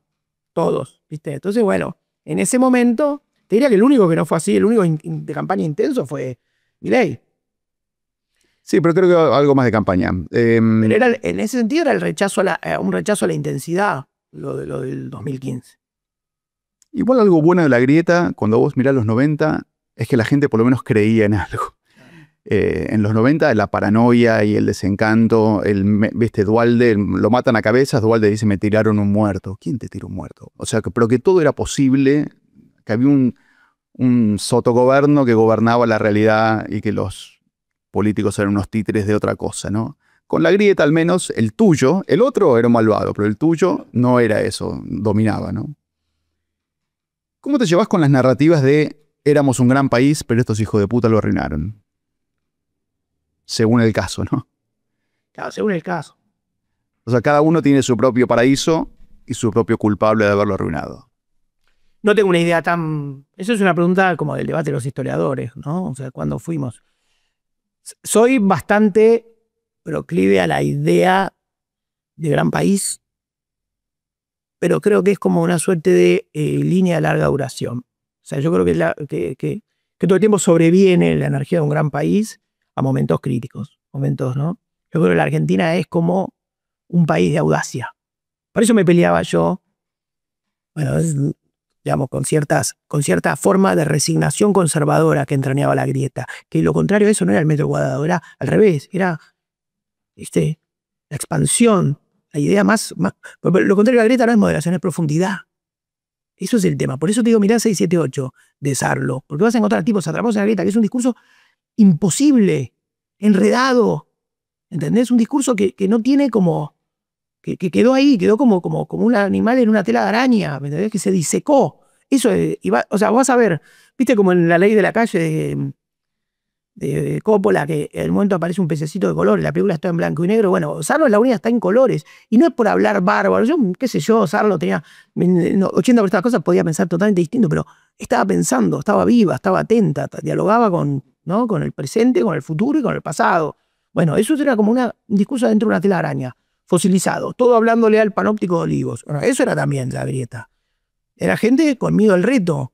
Era gente, ¿viste? Entonces, digo, más un discurso libre, profundo, ¿no? Eso era Entonces, voy a decir, ¿cómo es la Argentina? La Argentina es un país, por eso, cuando voy a decir, la democracia salió mal, sí, en el oro, pero estamos llenos de medalla de bronce. Porque el medallero... No, yo soy... Mi evaluación de los 40 años de democracia es razonablemente positivo con los 1000 quilombos. La gran deuda es la estabilidad económica. La estabilidad económica. Y es una deuda, te diría, que es impostergable. Esa es la parte que digo, no, porque no sé, tal vez saquémonos encima mi ley, pero Pero es impostergable. Esa parte es impostergable, porque lo otro hicimos todo. Vos mirás, decís, la transición democrática argentina, ¿viste? Ahora se puso de moda que todos odian a Alfonsín, ¿viste? Por añadidura, ¿viste? Pero bueno, un tipo, ¿viste? Finalmente logramos una escena donde un tipo dice, señores del PRI, toda la Junta Militar es así, se para. ¿Qué es el juicio a la Junta? No se hizo nunca. Hannah Arendt no fue a ver el juicio a las juntas con el Eichmann, fue otra cosa. Nuremberg fue otra cosa. O sea, es realmente es una escena. ¿Qué la hace posible? No lo sé. Yo digo, no es una didáctica, no es como, viste, no, porque una alianza entre Clarín y la clase media por 5 minutos rodeados del acuerdo con. No, qué sé yo, porque en Argentina es audaz. Como el 1-1 fue audaz. Fue una audacia. Vos lo explicás el 1 y la gente se queda mirándote. Si lo explicás afuera, vos que viviste más afuera, supongo que no debería ser explicable la racionalidad, porque no fue un momento de racionalidad económica el 1-1, fue una especie de imaginación al poder. Fue un tercer intento. Claro. O sea, opción A no funciona, opción B no funciona, opción C lo intento. Sí. ¿Cuál es tu modelo? Recién mencionaste lo de baja intensidad. El PRO, el gobierno de Cambiemos, proponía una vía de baja intensidad política, sobre todo quizás en contraste con la intensidad anterior. Pero supongamos, cuando vos decías lo de los liderazgos populares con equilibrio fiscal, una democracia que te gustaría, ¿no? ¿Qué nivel de compromiso político tiene una persona X? O sea, ¿está pendiente de la política o vive su vida privada y sus sueños privados y hace su rock privado?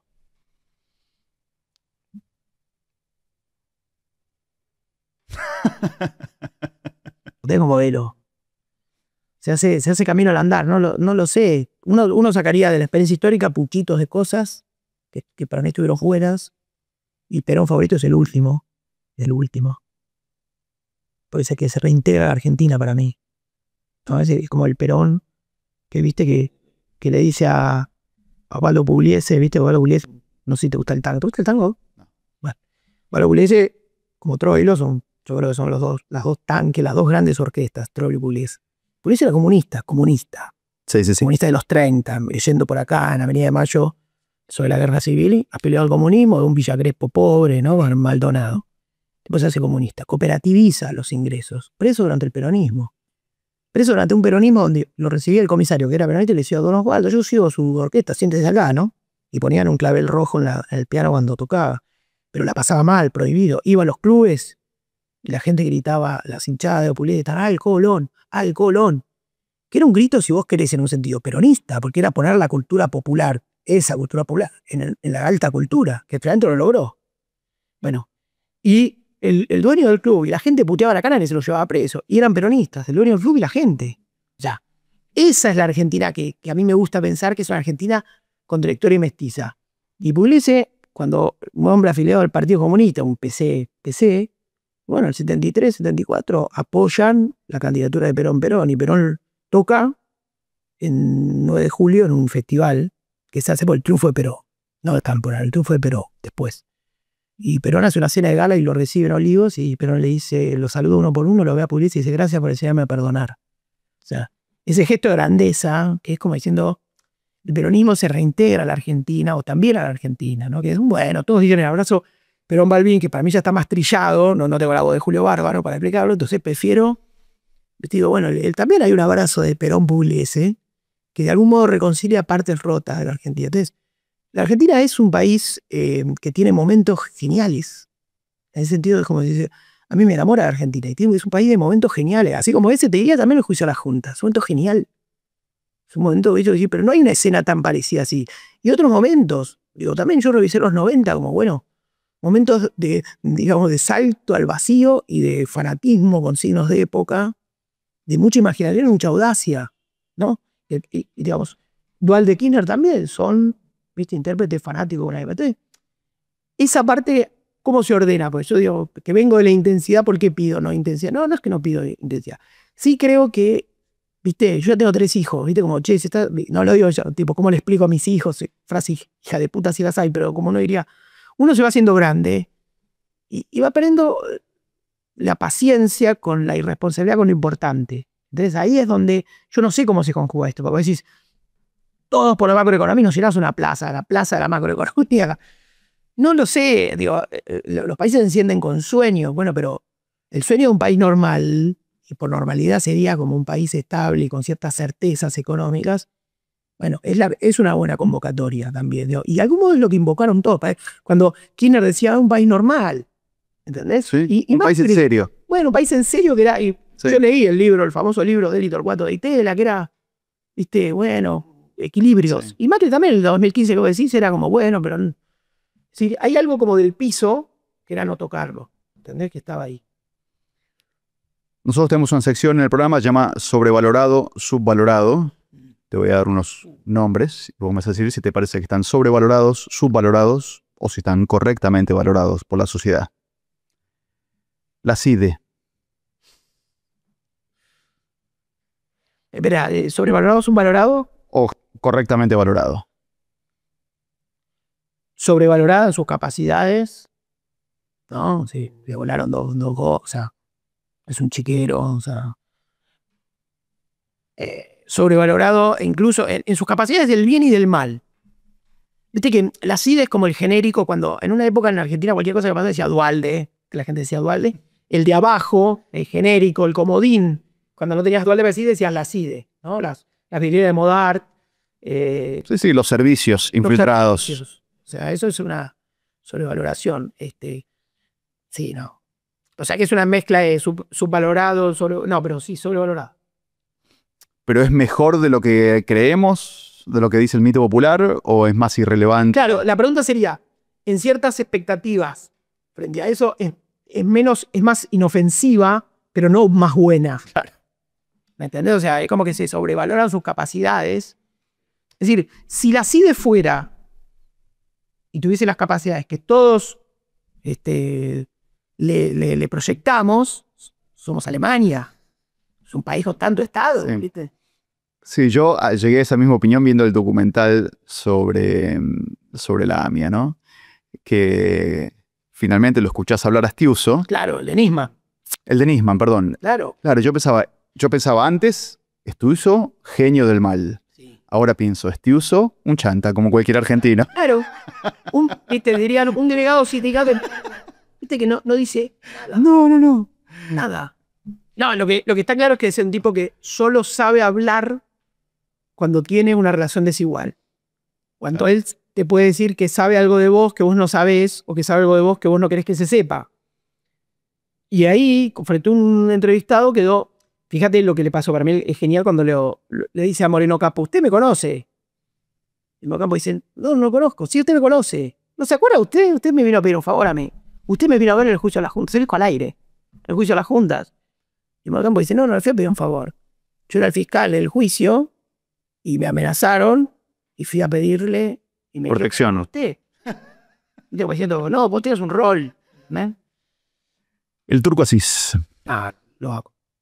Soy incondicional de Turco. Inventó cosas de las que muchos vivimos en algún sentido, que es el distrito. Mi distrito es la palabra. Yo además qué sé yo, guardo su literatura en mi corazón y creo que es mejora. ¿Viste? Como decían ustedes, mejora la conversación. Mejora la conversación. Aún con su, bueno, no sé si dice la verdad o dice lo que va a ocurrir. ¿Quién dice lo que va a ocurrir en este país? ¿Quién dice lo que va a ocurrir? Y el ministro de Economía, de ningún gobierno sabe lo que va a ocurrir. Babasónicos. Sobrevalorado. ¿Por qué? Tiene que ser argumentada cada respuesta, no puede quedar como... No, me interesa por qué. Si no querés decirlo, no lo digas. A mí no me gusta. No, me gusta la voz, a veces las voces, pero no me gusta, no soy un exquisito de las voces, me gustan cantantes que son peores. No sé, no viví Babasónicos, no sé, no me copa. Juan Román Riquelme como dirigente de fútbol. Hijo de puta. Hay algo de... Papá dijo varones que están mirando me fijo, estoy con Riquelme, me dijo, te pedimos un guate y lo trajiste un pomelo, o sea. Sí, dije yo, Román, el máximo ídolo de Boca, y un fracaso dramático, trágico, loco, trágico. En Boca hay que como que resetear, hay como que, primero, hay que apagar la narrativa. Palabra de mierda, si las hay, pero plebeyo, no sé qué, no sé, viste, como... No, Román no se cuenta con una revista digital, viste, o sea, el Román de revistas digitales no. Yo quiero Un romance de gente de Boca, a la altura del conflicto. Como estaba alegre, viste, que era como un Boca de vivir con lo nuestro, con Heller, viste, hecho mierda. Defendiendo a Boca, viste, como... Pero una especie de mala praxis, ¿no? Combinada, ¿no? O sea, un tipo muy encerrado, muy caprichoso en la toma de decisiones, que nombra técnicos y arma un esquema de compras que no, al final no responde al esquema de ningún técnico, con sobrante, o sea, es como hay algo ahí sistémico y con un consejo del fútbol malicia. Entonces, Boca necesita ¿viste? Como una reconfiguración, es como cada uno funciona para, viste como los que bailan esos, ¿no? Dije, que se usa el meme que baila cada uno por su lado. Le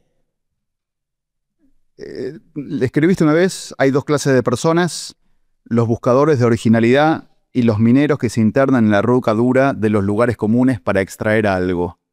Qué larga la frase. Me afilio a los segundos.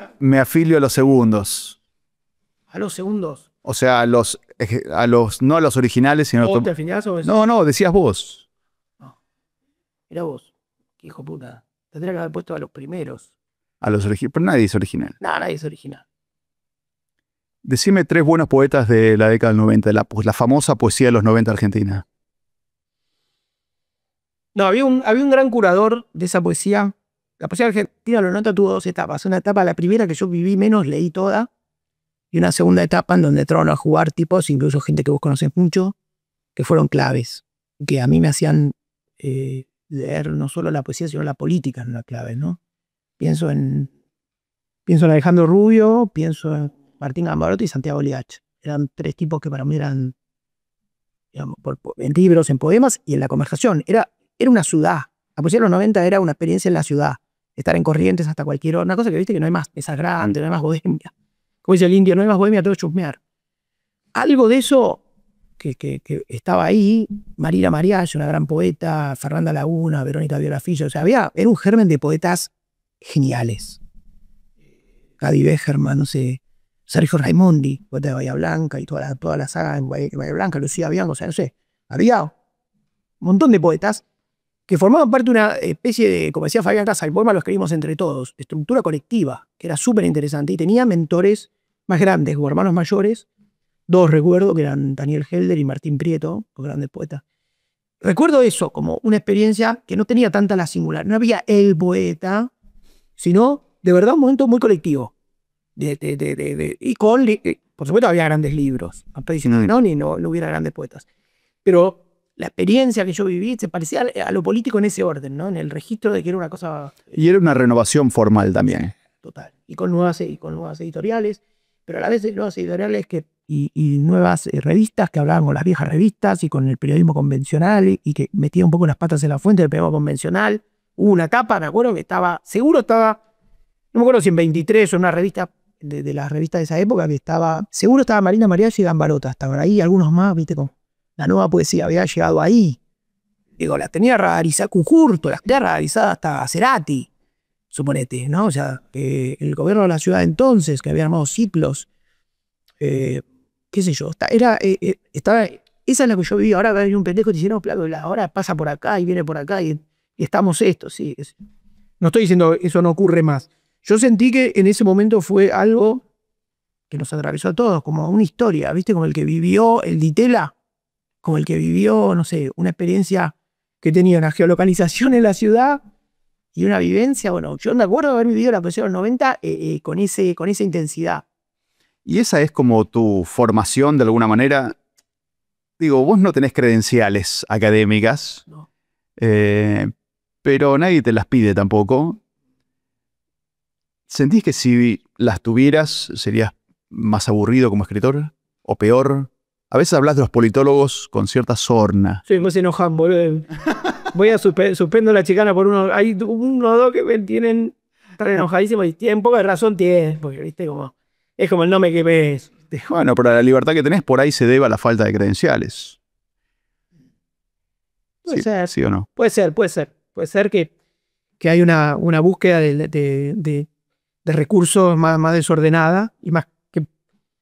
O sea, no vas a lograr que me autoelogie, pero sí creo que en mi caso, al no tener un paradigma o una formación académica tan precisa, sí hay un picoteo, ¿no? Por eso existen palabras que no son menos respetadas, pero que permiten el ingreso así, medio indocumentado, ¿no? Como decir ensayo, suponete. Es una palabra de lo que estamos haciendo el trámite de ciudadanía y todavía no está resuelto. Bueno, estamos adentro del tinglado del ensayo, que tiene grandes ensayistas. Si está Viñas, si está Fowell para mí, si está, qué sé yo. Sí, ¿viste? Entonces, podemos estar, ¿no? Porque ha construido un tinglado amplio, grande y heterodoxo, ¿no? Martín Rodríguez, muchas gracias por venir. Gracias, Ross. La pasé lindo.